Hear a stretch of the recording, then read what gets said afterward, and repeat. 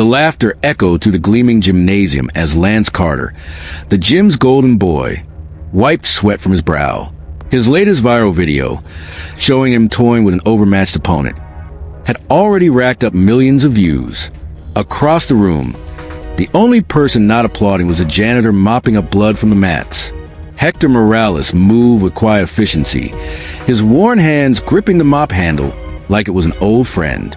The fluorescent lights reflected off his shaved head, revealing faded tattoos that peeked out from beneath his work shirt. He didn't react when Lance deliberately kicked over his bucket, sending soapy water across the freshly cleaned floor. "Oops," Lance said with a smirk. "Guess you got more work to do, old man." The gym members chuckled, all except Darius Cole, the retired champion who owned the place. His eyes narrowed as Hector muttered something in Spanish under his breath. "You got something to say?" Lance challenged, stepping closer. Hector looked up. His dark eyes held a quiet intensity. Just that real fighters don't need to pick on kids to feel strong. The room went silent. Lance's face flushed red. "You think you could do better?" Hector set down his mop. "I think you've never fought someone who wasn't afraid of you." Darius stepped forward, but Lance was already rolling his shoulders. "Let's go then, unless you're scared." Hector peeled off his gloves, revealing hands that told a story, knuckles permanently swollen, scars crisscrossing his fingers. "When you lose," he said calmly, "you apologize to every kid you've ever bullied." The crowd formed a circle as they faced off. Lance struck first, lunging with a perfect Olympic-level throw. But Hector didn't budge. Not an inch. Lance tried again. Nothing. Then, with a movement almost too fast to see, Hector twisted Lance's wrist. The younger man gasped as pain shot up his arm, his knees hitting the mat before he realized what happened. The gym erupted in shouts. Phones were recording. Darius's face turned pale as he watched, because that move wasn't just skill. It was identical to his own signature technique, the one he'd claimed to invent. As paramedics checked on Lance, Hector leaned close to Darius. "Your turn now, King," he whispered in Spanish. Outside, rain began to fall, just like it had 20 years ago when Darius betrayed his mentor and stole his future. Now, the past had come back to collect its debt. The video spread like wildfire. By morning, the clip of Hector Morales, the quiet, aging janitor, effortlessly dismantling Olympic hopeful Lance Carter, had gone viral. The internet exploded with hashtags. Hashtag janitor justice. Hashtag humiliated champion. Hashtag silent storm returns. But inside King's gym, the air was thick with tension. Darius Cole paced behind his office desk, his phone buzzing nonstop with calls from sponsors.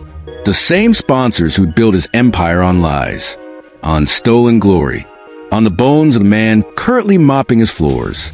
"You set this up," Darius hissed as Hector entered, pushing his cleaning cart. Hector didn't look up. "You did that yourself 20 years ago." Young Darius, then just a hungry fighter, watched in the shadows as Hector, the reigning underground champion, demonstrated the wrist lock that would become legendary. The move Darius would later claim as his own. The move that launched his career after Hector's doping scandal.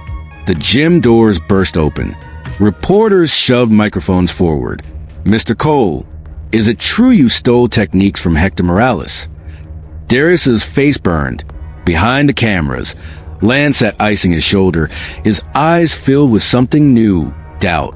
Then came the voice that chilled Darius to his core.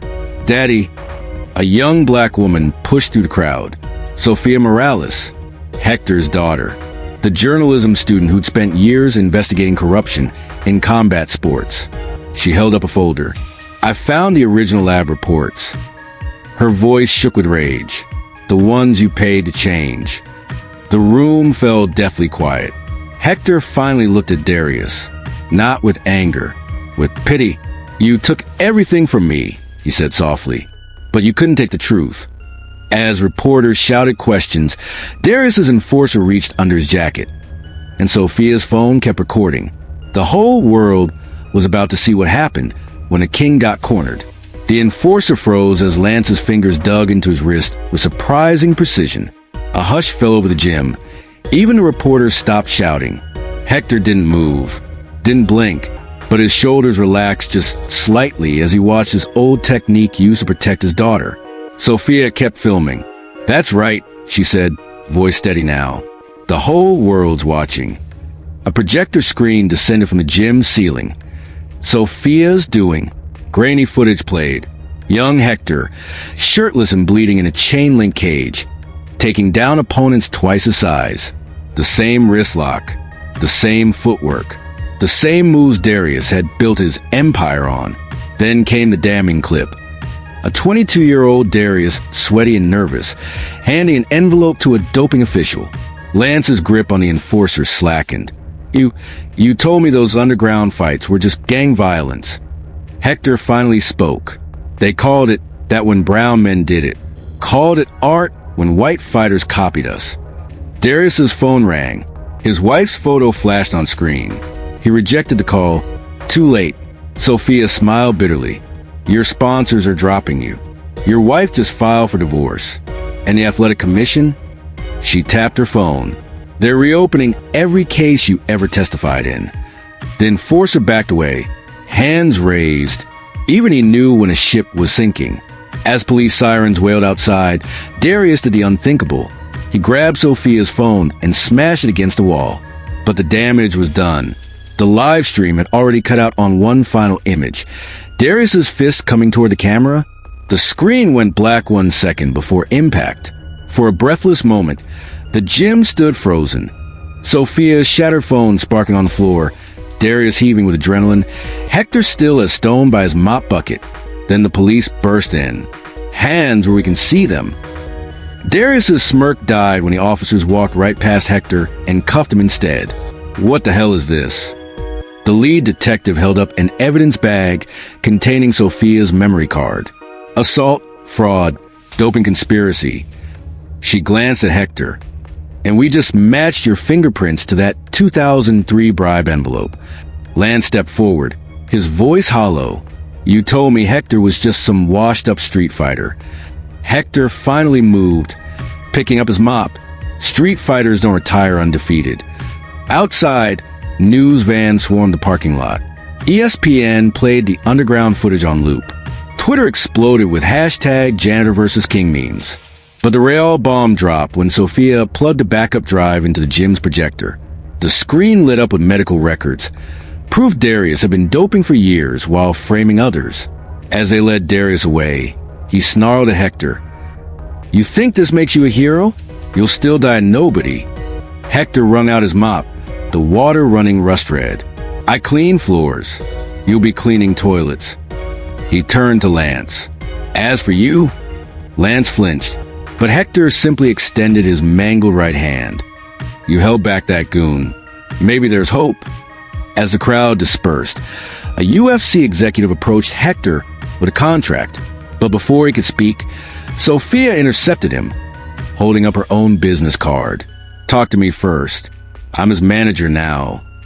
The UFC contract fluttered on the desk between them. 6 figures, a coaching position, all the things Hector had lost 20 years ago.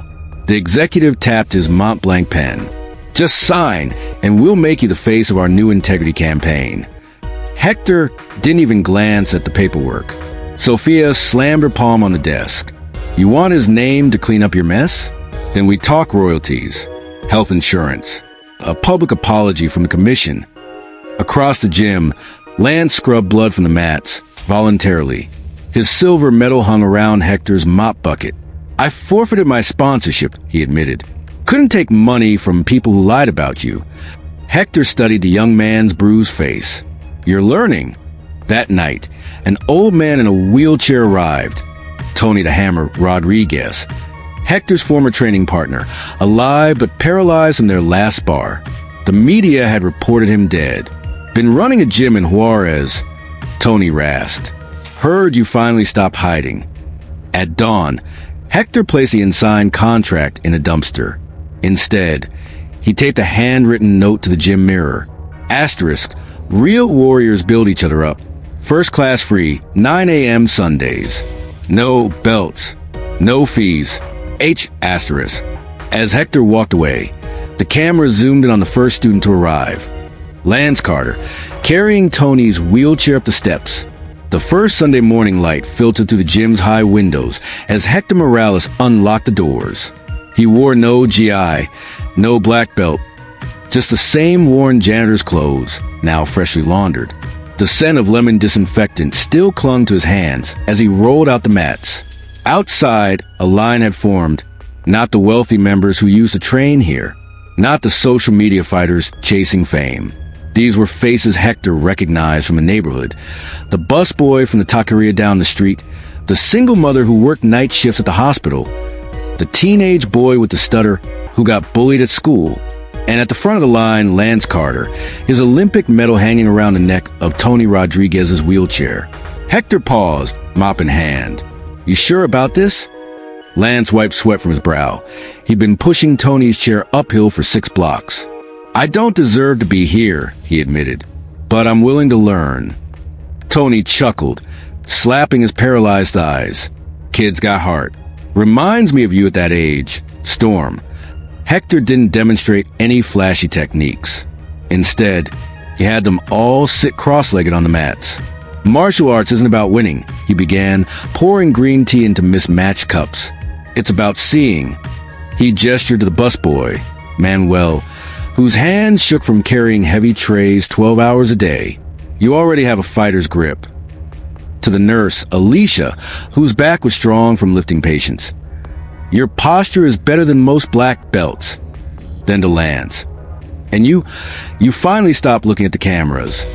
For 2 hours, Hector taught them how to turn their daily struggles into strengths. How mopping floors built unstoppable hip rotation. How carrying groceries developed crushing grip strength. How dodging trouble in bad neighborhoods trained reflexes no dojo could teach. When Lance tried to show off a complex judo throw, Hector stopped him with a raised hand. "That's for tournaments." He demonstrated a simpler move, one Alicia could use if a patient became violent. "This is for life." Midway through class, the doors burst open. Reporters swarmed in, cameras flashing. ESPN had tracked Lance down. "Mr. Morales," a reporter shouted, "do you have anything to say to Darius Cole? He's claiming you brainwashed his students." Hector kept helping the stuttering teen with his stance. "Tell Darius I said hello." Then came the question that made Hector finally pause. "Why refuse a UFC deal? You could be rich." Tony answered for him, spinning his wheelchair to face the cameras. "Some men fight for belts. Some fight for paychecks." He pointed at Alicia, who was gently correcting the busboy's footwork. "Storm fights for them." By noon, the hashtag Real Martial Arts was trending, not because of flashy techniques, but because of a video that went viral. Hector tying the stuttering teen's first white belt, then kneeling to let Tony's trembling hands adjust it. As the crowd dispersed, Lance lingered.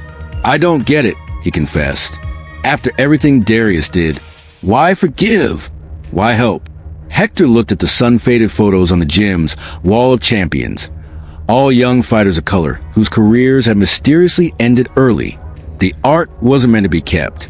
He handed Lance a mop. "You'll clean first, then you'll learn."